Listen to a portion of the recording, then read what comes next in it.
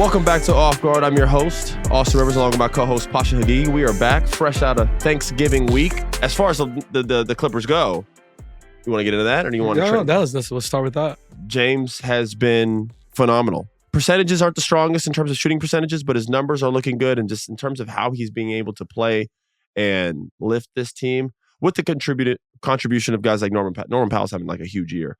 He's playing so well that he's made himself a huge trade asset. They're going to get off of him. This isn't a Clippers team that's going to go to the finals. Okay, so they're 13-9 without Kawhi. But obviously without Kawhi, I don't know what that even means. It doesn't mean anything anymore. Yeah. It's always without Kawhi. Right. But James is averaging 22, 9, and 7, but he's shooting 39% from the field. It's tricky. Like, is he? So you're saying he's 100% going to be an all-star? Yeah, I believe that just be due to the fact that 13-9, they had themselves in a playoff position. All right. Yeah. Without Kawhi, after the departure of Paul George, it's very impressive. His percentages are 2 games away from being 40s. He could have a game tomorrow where he goes 13 for 19 from the field, and now he's shooting 44% from the field. You know what I'm saying? Yeah. So like, it's so early that your percentages are going to be up and down. They're going to fluctuate. When you shoot a lot of threes, right? Yeah. So he shoots tough shots too, man. He's like off the dribble, step back three. So like his percentages are going to be a little up and down. His numbers are strong, and his team's record's pretty strong. I mean, 39-11 last night against the Nuggets in a win. Brother, I saw him do the cook. I haven't seen James do the cook thing in years. It's been since Houston. I saw him break that out in full confidence. Yeah. He broke that out last night like, I got it going. You know what I mean? And he was cooking. He was dominating the game in the fashion that James does. It's not just scoring. It's like assist, rebound. It's control of the game. Yeah. It's controlling the game again. Very impressive. So he was in the 09 draft, and even when at the peak of his powers, I always kind of thought for some reason whether his body type or anything else, I was like, well, when it goes, I don't know how long it's going to go for. You know what I mean? Like, I think one day we'll just see that he kind of drops off. The fact that in 2024, about to be 2025, he's still kind of lifting a team above 500. I'm not saying alone, but pretty much. It's really impressive. Speaks to his longevity. We talk about KD's and LeBron's and everyone else's longevity. Yeah. James is to the point where you can't have him on your team if you want to tank. He's too good. I mean, no, they beat the Nuggets last night, man. Yeah. You know what I mean? Like a full-blown, let's see who they had in their lineup. Yeah, Jamal played, Michael Porter played, and Nikola Jokic played.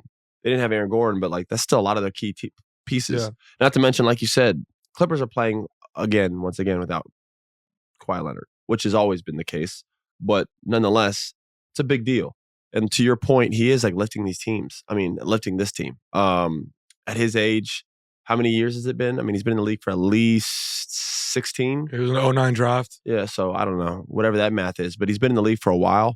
And we always talk about longevity. We're always talking about LeBron James. Or you'll throw in Kevin Durant, Steph Curry. We totally forget about this guy who's playing at a very, very high level still. A guy that, you're right, Pausha, people thought at his peak with his body type, you know, the way, you know, and then his habits, you know, at one point in time, like I'm not saying James was a wild guy, but like I played with him in Houston for a couple years, man, 3-4 years. You know, James got after it.